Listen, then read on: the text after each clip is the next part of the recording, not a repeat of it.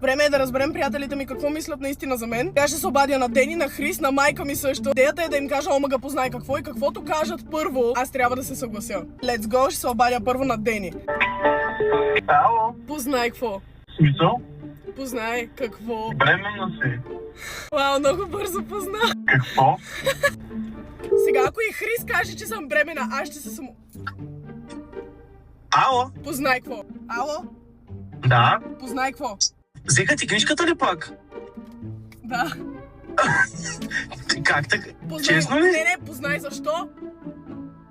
Пак не си... Лина, плати ли си гражданската? Да. Технически преглед. Бе, всичко ми е платено, друго е. Карала си в насрещното. Да. Сега ще се обадим на мама. Знам, че мама веднага ще познае какво имам да й кажа. Само по интонацията ми ще разбере. Ало, хей, свири. Хай, мами. Познай какво? Познай какво. Познай. Развълнувана ми звучиш, така че Лава Бер нещо ново. Да. Познах ли?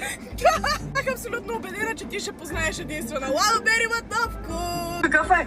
Ягода и сметана. Изяде, мама! Love you so much, I'll call you after. Ами, цел, бай. Ами мама го каза, Лава Бер имат нов продукт от серията Fruity с нов вкус, ягода и сметана, Berry Melt, отново без захар, ставане от истински плодов сок, витамини, минерали, цялото нещо. И знам, че го казвам всеки път, но това е най-добрият вкус, който някога сме правили.